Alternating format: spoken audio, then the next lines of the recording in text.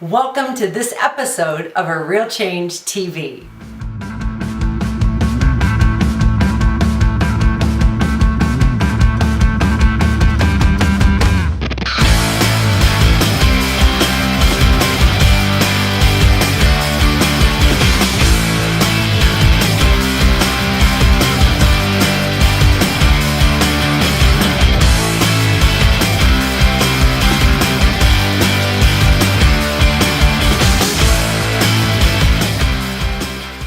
Hey, it's Sandi Krakowski and welcome to this episode number 6. Can you believe it? We've already been doing this together for 6 weeks, and many of you have even written us telling us about your results. We recently just got an email from Jamie White who told us that she implemented a couple things that we said and she had her very first $7,000 week.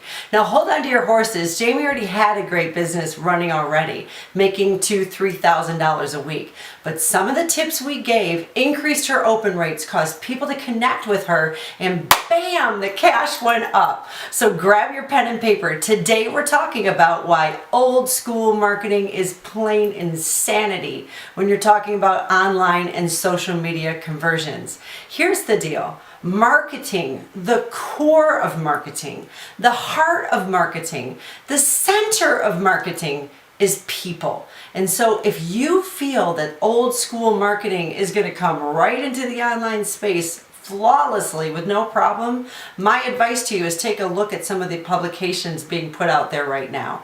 In The Economist, in the Wall Street Journal, in Inc. magazine, Fast Company, and so on.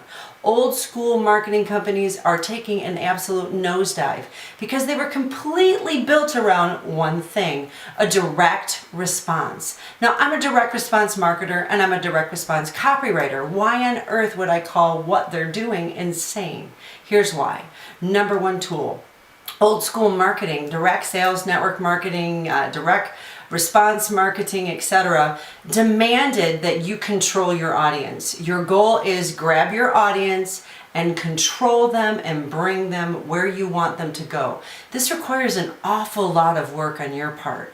Enter in social media in the online world. The goal is to listen and to serve and to be available, connected with the audience where they are. And if you start pulling these control hooks and some of the other things that people used to teach, you, my friends, are going to be kissed goodbye really, really fast. So old school controlling your audience is not going to work in the new media culture of online and social media. Pitch it out your door. Number 2, the goal always with direct response marketing and old school network marketing, direct sales, etc., is get the sale, baby. But here's the deal. If the only thing you're focusing on is getting the sale, you've got to redo it and redo it and redo it. You get my drift every time you want to make some money. That doesn't create a passive, renewing, growing, expanding profit stream, nor does it create a healthy business. What social media requires is regular daily interaction. It's going to require that you put yourself behind you and put your clients in front of you. You're going to have to get to know them, which means you're going to need to know them just as well, if not better, than they know themselves. You're going to have to listen. You're going to have to ask questions. You're going to have to serve people way before you focus on selling. And the clients that we work with who do this historically make more money. And here's the deal. They stopped having product launches and now they release products to the marketplace. They release things that are now for sale again and again and again. Totally different model. And as my friend Gary Vee says in Crush It in the Thank You Economy, it builds a business where others will not go. And so what you're going to want to do is make sure the goal is not always the sale, but always the focus is to serve and build relationship. Number 3, demographics versus psychographics. Now, before you start laughing going, you want us to market to psychos? No, that's not what I mean.